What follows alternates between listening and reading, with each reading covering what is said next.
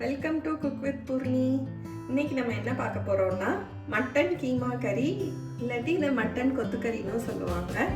அது எப்படி பண்ணலான்னு பார்க்கலாம். 1/2 kg கொத்துக்கறி எடுத்திருக்கோம். அதுக்கு தேவையானது என்னன்னா, காமுடி தேங்காய், ஒரு பச்சை மிளகா அரைக்கிறதுக்கு, 8 பல் வெங்காயம், 8 பல் பூண்டு, கொஞ்சோண்டு இஞ்சி, சின்ன தக்காளியில் ஒரு அரை தக்காளி மட்டும் எடுத்துக்கலாம்.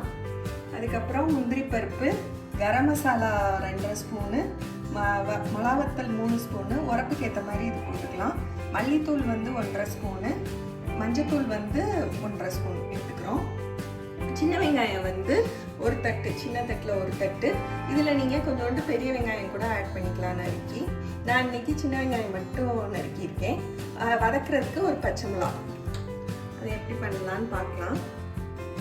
இப்போ நம்ம அரைக்கிறதுக்கு எடுத்து வச்சுருக்கோம்ல, தேங்காய், சின்ன வெங்காயம், வெள்ளைப்பூடு, இஞ்சி, பச்சை மிளகா, தக்காளி, முந்திரி பருப்பு, இது எல்லாத்தையும் அரைச்சிட்டு வரலாம்.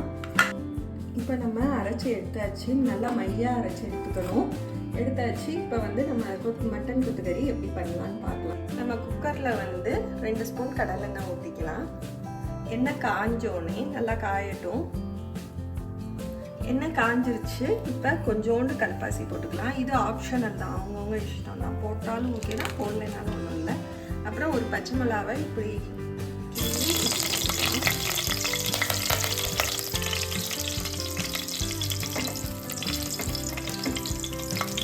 அப்புறம் நம்ம ஒரு தட்டு பிளேட் நறுக்கி வச்சுக்கோங்க. சின்ன வெங்காயம் அதை போட்டு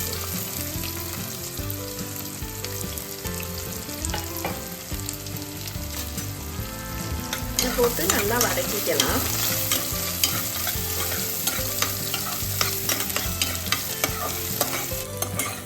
வெங்காயம் நல்லா வதங்கினதுக்கப்புறம் நம்ம மஞ்சத்தூளை போட்டுக்கலாம்.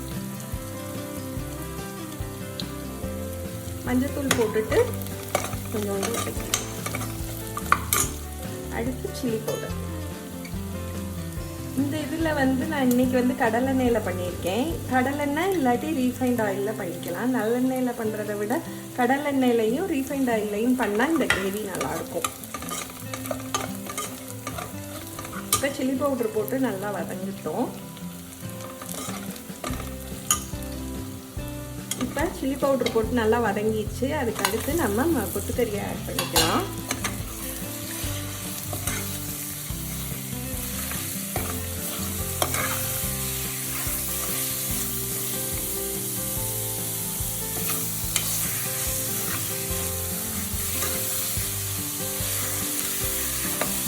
கொத்துக்கறி நல்லா அந்த வாசம் போகிற வரைக்கும் நல்லா வதங்கணும்.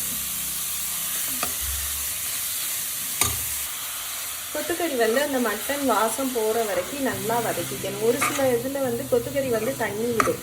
அந்த தண்ணி வத்துற அளவுக்கு நல்லா வதக்கிக்கணும்.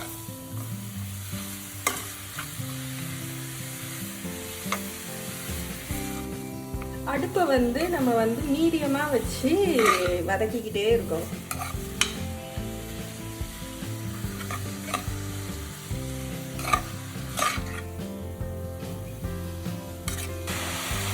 மட்டன் வாசம்லாம் கொஞ்சம் அடங்கிடுச்சு, முக்கால்வாசி அடங்கிடுச்சு. அந்த டயத்தில் நம்ம மல்லித்தூள் ஆட் பண்ணிக்கலாம். மல்லித்தூள் 1.5 ஸ்பூன் எடுத்து வச்சுக்கோங்க. மல்லித்தூள் ஆட் பண்ணிக்கலாம்.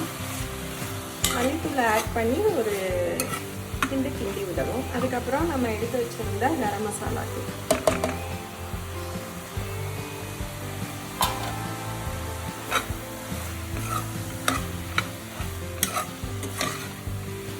அதையும் போட்டு ஒரு 2 வதக்கு வதக்கிக்கலாம்.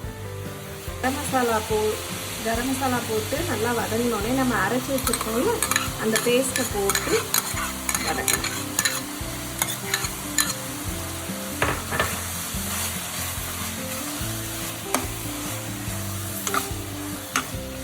இந்த மசால் வாசம் போகிற வரைக்கும் நல்லா கொத்துக்கறி கூட சேர்த்து வதக்கிக்கிட்டே இருக்கணும்.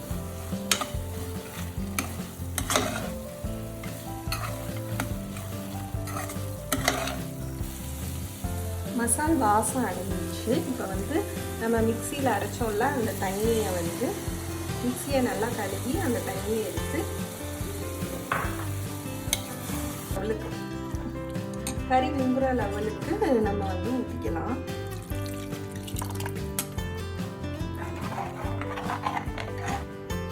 வந்து நம்ம தண்ணி ஊற்றிட்டு அடுப்பை வந்து ஃபுல்லாக வச்சுட்டு நல்லா கொதிச்சு வந்தோடனே மூடி ஃபுல்லாக வந்து ஒரு 2 விசில் 3 விசில் வச்சுட்டு சிம்மில் வந்து ஒரு 3 விசில் வச்சு இறக்குனீங்கன்னா மட்டன் கொத்துக்கறி கறி ரெடி. கறி முக்கால் வெந்துருச்சு. இப்போ நம்ம வந்து கறி நம்ம வைக்கும்போது நம்ம உப்பு போடலை. கறி வந்து 3/4 வேக்காடு வெந்ததுக்கு அப்புறம் தான் நம்ம உப்பு போட்டுட்டு ஒரு 3 விசில் வச்சுக்கலாம். தேவையான அளவு இப்போ உப்பு போட்டுக்கலாம்.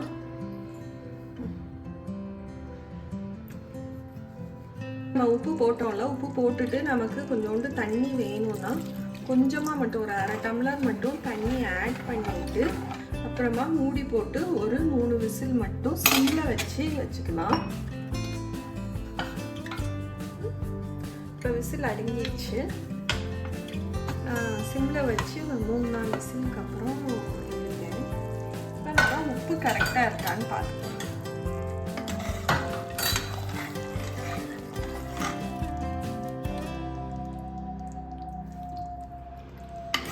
நான் போட்டது உப்பு கரெக்டாக இருக்குது. உங்களுக்கு பத்தலைன்னா இந்த டைப்பில் உப்பு போட்டுக்கலாம். போட்டுட்டு ஒரு 2 மினிட்ஸ் மட்டும் ஓப்பனாக வச்சு லேசாக எண்ணெய் விடுற அளவுக்கு மட்டும் கொதிக்க வச்சுக்கணும் கொத்துக்கறியை. இப்போ இந்த கொதிக்கிற நேரம் நம்ம கொஞ்சோண்டு மல்லிச்செடி தூவிக்கலாம். மல்லிச்செடி வந்து ஆப்ஷனல் தான், அவங்கவுங்க இஷ்டம். இந்த கிரேவி வந்து நமக்கு இட்லி, தோசை, பூரி, பரோட்டாக்கு நல்லா இருக்கும். ட்ரை பண்ணிட்டு எப்படி இருந்துச்சுன்னு கமெண்ட்ல சொல்லுங்க.